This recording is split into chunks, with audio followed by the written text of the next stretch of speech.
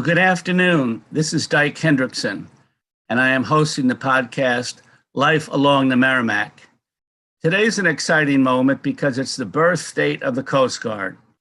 In August 4th, 1790, the Coast Guard was created right here in Newburyport. A key reason that Newburyport is the birthplace of the Coast Guard is that the first vessel, which was the Massachusetts, was built here. And therefore, Newburyport is considered the birthplace of the Coast Guard. This is the Massachusetts right here. It was built in 1790, as we say. It was 60 feet long. It had a crew of about 10. And there were 4 officers, 4 enlisted, and 2 cabin boys. There were no girls on ship in those days. One of the elements that brought it together was shortly after the Revolutionary War in 1787, when it ended, Washington went to Alexander Hamilton, the Secretary of the Treasury, and the president said, "We don't have any money. Do you have any ideas on raising some?" And so Hamilton said, "Actually, I do. We can create some revenue cutters. These are small, fast ships that can go along the coast in New England and Annapolis and New York and stop smuggling. And therefore, people will have to pay their tariffs. Also, we can board some of the large vessels coming into Boston and New York and different communities, and we can make sure they're paying the correct amount of money. But we need ships to do it." So Washington said fine, and they created a bill that called for 10 revenue cutters. And so Newburyport had the first one, the Massachusetts, and the Coast Guard was launched. I should say that the Coast Guard itself, the term, did not become active until about 1915. It was called the Revenue Cutter Service. And at that time, the Coast Guard merged with the Life-Saving Service. And then in 1939, those two merged with the Lighthouse Service. So we had 3 L's merging together, but in 1915 was the time we got the first term of Coast Guard. In thinking about how the Coast Guard came about, Newburyport was a very prominent shipbuilding community. This is 1852. You can see what it looked like then. This painting was done by Richard Burke Jones. He's an artist. He's also the city clerk in Newburyport. But you can see how much activity was going on. The ships were large, larger than some buildings, and there was foreign trade with the West Indies, with the Orient, with Russia. This was a very cosmopolitan city. And at this time, at least 1790 when we were talking, it was about as large as Boston. Of course, Boston's much larger today, but Newburyport was a major force and a major shipbuilding community. Alexander Hamilton is the father of the Coast Guard. There is a dorm at the Coast Guard Academy called Hamilton Dorm. There have been numerous Coast Guard vessels called the Alexander Hamilton, and he was a very, very capable person and is considered the father of the Coast Guard because he had the idea of creating revenue cutters in order to bring some more money into the treasury, to stop smuggling, and also to make sure that these captains were actually paying the appropriate amount of duty when they brought goods into Newburyport, Boston, New York, Annapolis, etc. There is a monument to the Massachusetts right here in Newburyport. It's a modest granite site, as you can see. It took me several years to even notice it when I was walking along the waterfront. But here it is, and it says that this was a site where the Coast Guard started. The Coast Guard was created, say the paperwork in 1790. The Massachusetts was launched, as it says here, in 1791. And this monument stands between the firehouse and the boardwalk. I think they've done a wonderful job on the Newburyport waterfront in recent years. This is a testimonial, a memorial to 7 fishermen who have fished out of Newburyport who have been lost at sea since the year 2000. And it used to be a rather scruffy area, but they built the harbor master headquarters, which you can see to the right. They have the names of those young men who were lost at sea. And I think they did a nice job with it. Beyond, you can see the harbor, of course, and the Atlantic is behind it. Newburyport has, since the river's been cleaned up, and we'll credit the Clean Water Act of 1972, Senator Ed Muskie of Maine helped pull that off. In recent years, Newburyport has been a great mecca for fishing, for boating, and there are fully 1,500 recreational vessels tied up on the Merrimack. So we go from being a very dirty river maybe 40 or 50 years ago, and now I think if you live here or you know the community, this is a very popular area and many boaters come here. Now, when we talk about the Coast Guard, they are charged with saving vessels. And this was one of the greatest rescues they've had. And this occurred in 2012. The tall ship Bounty, with strong ties to New England, went down off the coast of North Carolina. Now, I must say that summer, it had been refitted in Boothbay Harbor, Maine. It had visited Newburyport that summer for a few days. People could go on it. And then it headed down towards New London, Connecticut, where it was staying overnight. And this was a ship that had been built in 1960 for the movie Mutiny on the Bounty. Maybe some folks have seen it or heard about it. Marlon Brando was in it. It was quite well known at the time. Over the years, it had been a tourist attraction at places like New Bedford, Massachusetts. It had been purchased by a group. It was operating off of Florida. It had been refitted in Maine, as I said, and was heading back to Florida. Now, it stopped in New London, Connecticut, and Hurricane Sandy was in the news. Now, even though the Bounty is an older vessel, it had very good technology. It had internet, it had ship to shore. Everyone knew that Hurricane Sandy was coming. I might say it was called Superstorm Sandy at the time. But what people could see, even those on shore here, is a very large storm system. And at the time, people didn't know it would be such a hurricane, but it was very large. And that added up to the downfall of the captain who was in charge of the ship. The captain was Robin Walbridge. He was a native of Montpelier, Vermont. I always try to get the local angle, the New England angle in there if I can. I just recently wrote a book called New England Coast Guard Stories, Remarkable Mariners. And this rescue was quite remarkable. But Captain Walbridge was not remarkable. It's too bad, but he thought he could outrun the storm by going east. In other words, if he had gone in at Norfolk, Virginia, or one of the, maybe Philadelphia or any of those areas, if he had gone west to seek a harbor, the outcome would have been much different. But he wanted to go east, and it's still the tradition on vessels that the captain's word is law. And a couple people, a couple mates were kind of mumbling and say, look, this is a huge storm. Why are we going east? And he said, well, we can get away from it. We'll get out of its way, then we'll tack back down to Florida. We'll get there on time because I want to meet these commercial backers. This was not a good thing to do. There were two individuals that did not survive, Captain Walbridge, and here we have Claudine, who also was on the crew. 14 of 16 were saved, and she was one of them that was not saved, unfortunately. Her name was Claudine Christensen, and she was not really a nautical old salt. She was 42 years old. She was not a sailor per se. She lived in California. She wanted to go on the vessel for an adventure.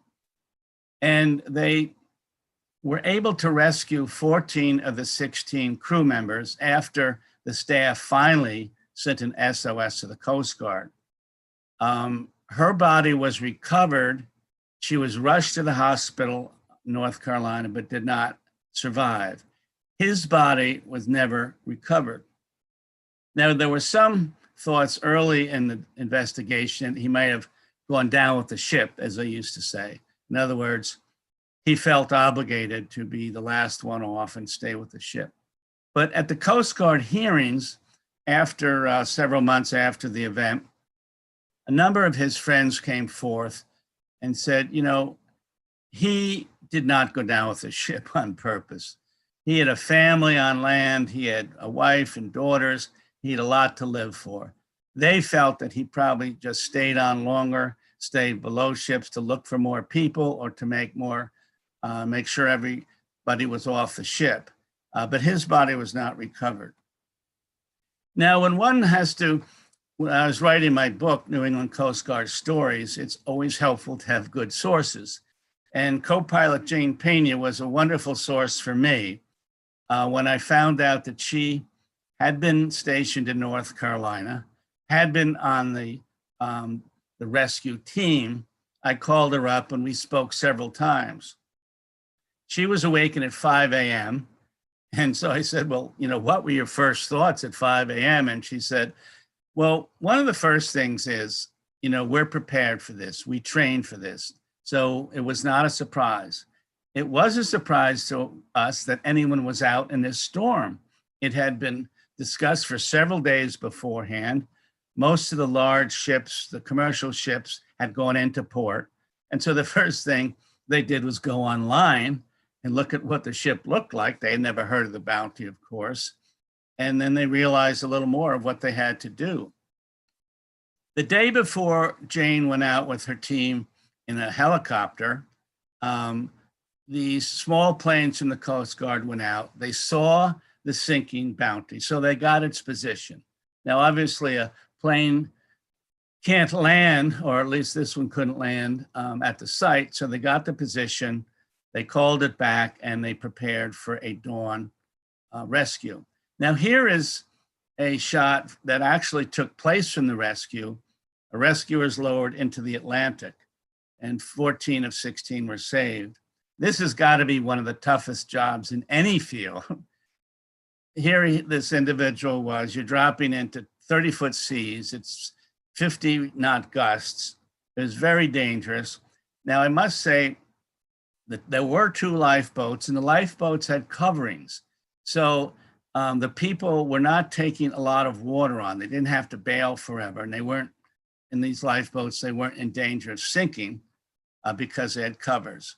And so I understand that the first swimmer went over to the lifeboat, opened up the little opening, and rather drolly said, I understand some of you people might want to ride back to shore. So you can imagine this scene. These people are frigid, they're scared, they don't know what's happening. And here this head pops in. Anyone want to ride back? Well, everyone wanted a ride back. This is what it looks like. This is actually from a practice event. This was not the rescue itself, but this is what it looks like. The helicopter hovers over the site. The swimmer is dropped down. He has a basket with him. He gets one of these individuals. He gets on it himself, and the basket is winched up to the opening in the helicopter. Now, Jane's job, you just met Jane, was to keep an eye on what was happening in back of her to make sure that people were getting in safely. She had to keep communication with 2 offices, Boston and Washington, to tell them how the rescue was coming. And she had to keep an eye on the fuel and their altitude. Now, that is a lot going on for one person. And again, the first time the chopper was able to rescue 5 or 6, went back to shore, and a second chopper came out. But 14 of 16 were saved. And of course, she was the co-pilot. The pilot himself had to keep hovering, and that is a real job, keeping your altitude in high winds, keeping your swimmer in the area of where the rescue boats are. I mean, if there's a tougher job out there, I don't know it. So everyone who was involved in this particular saving situation was highly honored by the Coast Guard, saving 14 of 16. When we talk about rescue and the history of the Coast Guard, we must remember the Humane Society was really the start of saving people in about 1788. Off of Newburyport, the Humane Society started, excuse me, and there were scores of shipwrecks in Newburyport and Gloucester and Ipswich and Portland, Maine. You know, this was before motors. This was when people had to sail in, sometimes be pulled in. And so there are many shipwrecks. In fact, down at the Maritime Museum here in Newburyport, there's a whole chart of scores of shipwrecks and where they went down over a period of time, starting in 1772 when the Newburyport Nautical Society started. This is a wonderful photo, and I say photo. Photography only started in about 1840, so this is just 50 years later. But this is, you know, takes in the action. You see the rescuers in the foreground. You see the ship in the background under great duress. You even have seagulls out there. It's almost like Steven Spielberg ordered this up and said, okay, we're going to get it ready. This is the shot we want. I'm joking, of course, but this is a wonderful photo from the archives at the Newburyport Library. This was a vessel that the Coast Guard was much involved in. In 1952, the Mercer went down. It is actually broken two, and the Coast Guard was able to save 32 out of 33 on that vessel. And it was, some of the drama was caught in the movie, which you folks may have seen, The Finest Hours. This is probably more typical of what we see on the ocean these days. A vessel, Coast Guard, looks like a 47-footer, is going out to see a recreational vessel off of the coast. They're probably checking to see if they ran out of gas. Did you lose a rudder? Is someone mortally ill?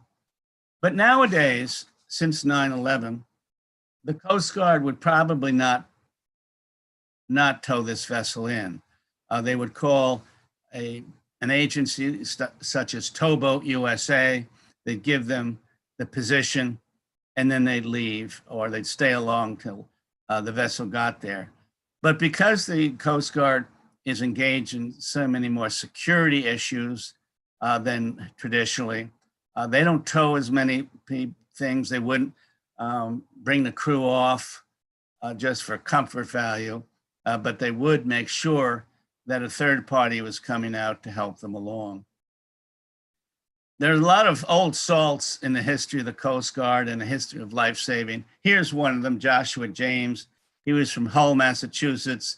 And they say, even if you don't get paid a lot for life saving, you do get good medals. And Joshua got his share of medals and was saved, you know, lived from about 1730 to 1826 to 1902 and saved many, many lives. Ida Lewis was another great rescue specialist. She was a lifesaver off of Newport, Rhode Island. They didn't take women per se, but because she lived with her family on a lighthouse off of Newport, she became very well known for her many rescues. And here you can see her. She's pulling somebody in a somewhat of a romanticized version, and she was also the late 19th century. We talked about it, and I just have this to note that he was one of the bureaucrats, if you will. He was serving in, first of all, Maine, then in Washington.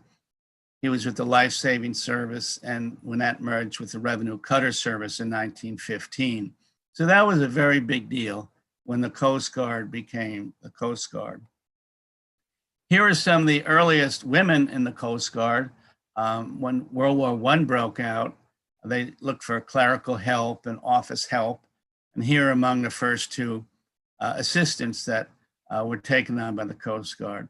They were the Baker twins. This was taken in about 1918. It's a great photo. And it was the start of women in the Coast Guard.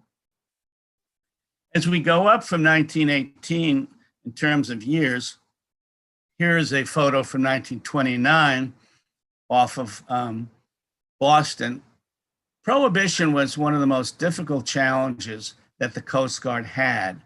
I think if you know New England, you know that we have a lot of small harbors, we have inlets, we have small rivers, we have many places you can take a small vessel, and if you had 50 cases of whiskey on it, you could drop off the whiskey and be off and make some significant cash. And so the Coast Guard, had tremendous responsibility, not just in New England, of course, but this was one of their toughest areas to have to guard. On the left here is a very, a rum runner, they call them. It was a very fast boat, and those boxes are bottles of whiskey. On the right, you see two more modest Coast Guard vessels. And so they did a lot of watching the coastlines. And there's actually a very unfortunate story off of Plum Island here in Newburyport in 1929. There were reports of a rum runner in the south end of Plum Island. So a Coast Guard vessel was dispatched to go south from Newburyport. One was dispatched to come up from Gloucester. And so they were coming, they're closing in this rum runner who is very close to shore. There was a fog, as sometimes happens. There was shooting, and a coastie was actually killed by friendly fire. So you can imagine, how serious this was and how unfortunate this was. And I think at the hearing, and the Coast Guard always has hearings, it was determined that the crews did not have enough training, and they should not have been using firearms when they didn't have a good target. I think that might seem obvious now, but at the time it was a very serious situation. So this is, as I say, Life Along the Merrimack. I am Dyke Hendrickson. This is the weekly discussion, and today is the birth date of the Coast Guard, August 4th, 1790. Moving forward in years, this is mid-40s. These are the spars. There were women who volunteered for the Coast Guard, and they took their name as kind of comical, Semper Paratus, always ready. Well, Semper Paratus is the motto of the Coast Guard, always ready. So many women joined the Coast Guard at this period of time, and close to 10,000 women joined between 1941 and 1946. Now, if you've ever been an administrator, that is a lot of to-doing. I mean, administrational work. You have to give them physicals. You have to check them out and work background. You have to assign them. You have to train them.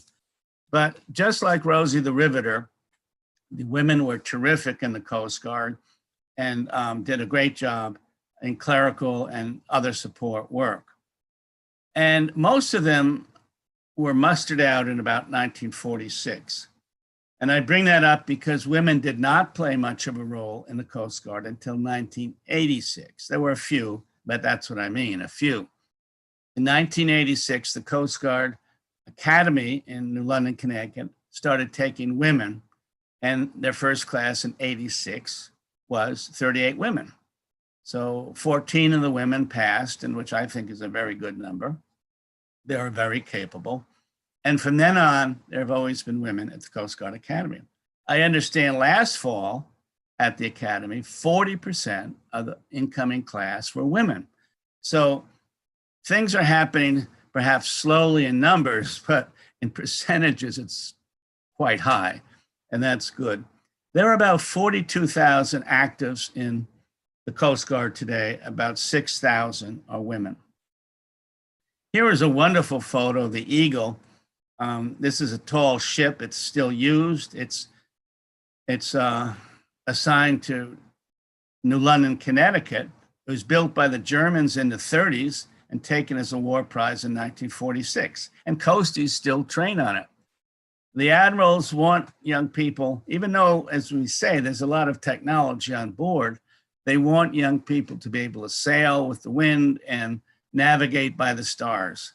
So many of the Coast Guard Academy cadets train on the Eagle. And here is another wonderful shot of the Eagle, close to 300 feet. A chopper is nearby. Helicopters were only perfected in the 1940s in Sikorsky, Connecticut. And it amazes me, it seems like my recollection of war films and war documentaries always had helicopters, but this is not true. Not until the 1940s did helicopters become a part of the Coast Guard. And as you have seen from the rescue of the Bounty, they're very, very valuable. They can go out and do things that planes can't do. And it's a real significant asset to have these choppers out there to help during rescues. One of the most significant changes, of course, occurred after 9/11. Here's a picture of a few coasties and one of the World Trade Center towers in New York. It's changed the Coast Guard forever. They were transferred from the Transportation Department to Homeland Security, and they became responsible for looking at cargo ships, for looking for weapons among all vessels along the waterfront. But the Coast Guard did a tremendous job during this period of time and saved thousands of people, because many people went south when this occurred and they were in Battery Park and they had nowhere else to go. But the coasties brought vessel after vessel and took people off of the Battery Park and helped them to get resettled. This is Patrick Brown. Half of my book is about individuals, and Patrick Brown was stationed in Newburyport, has been promoted, and has a big future up ahead of him. This is Paul Rooney of Newburyport. He's a logistics officer. He helps hurricane victims. He flies down and helps put victims in contact with rescuers. And he's also co-owner of Bob Lobster down on the way to Plum Island. John Christensen, I met him in Boston, the New England, largest posting in New England is in Boston in the North End. He used to be in the Navy, and he joined the Coast Guard after 3 years. I said, John, why did you make the switch? He said, well, in the Navy, unless there's a war going on, there's not much to do. I felt if I joined the Coast Guard, there's something to do every day. There's a chance to save lives, to cut off drugs. I mean, there's a lot to do, and I like it a lot. He's a native of New Hampshire. Megan Cahoon, when I talked to her, was the only woman of 33 coasties in Rockland, Maine. And she had gone to Ohio Wesleyan University. She wants to be a teacher. And here she is. And she said, coasties don't live in a barracks, at least in Rockland, they don't. She had her own apartment. She said she wasn't bothered by the ratio of men to women. She said, we all want to learn, we all want to serve, and I haven't had that many problems. Lieutenant Commander Karen Kutkiewicz was helpful to me. She got me an interview with the Admiral of the Coast Guard Boston Station, because I was having trouble making contact with some people. And I said to Karen, who was his aide, I said, if I interview the Admiral, then I can tell people the Admiral thinks it's a great idea. So she got me an interview with the Admiral.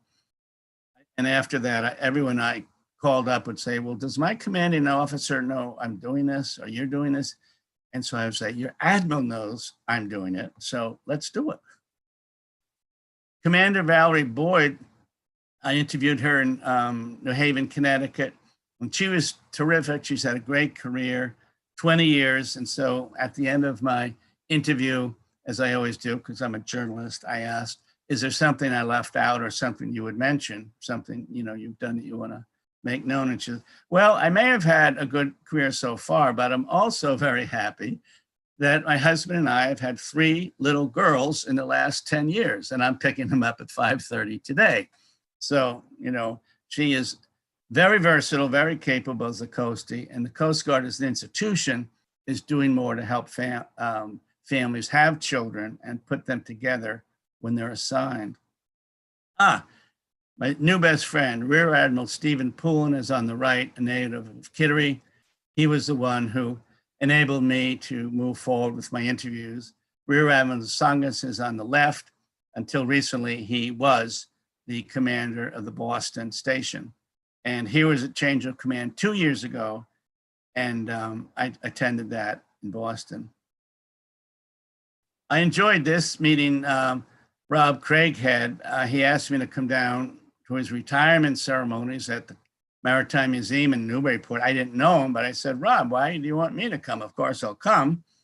But he said, well, this photo appeared on the cover of your book, Nautical Newburyport. And I was at the helm that day. I was so happy that, you know, we were able to do well. And it was just very exciting. So that is it for me. It's been an exciting tradition and an exciting time to do research on the Coast Guard. I'll be talking about it on Zoom. My book is Nautical Newburyport. That's the first one. My second one was New England Coast Guard Stories. It's at Jabberwocky and Amazon, and it can be purchased locally. So I want to thank you for being with us. I'll be here again next Tuesday, and Life Along the Merrimack will continue on in another week. Thank you very much.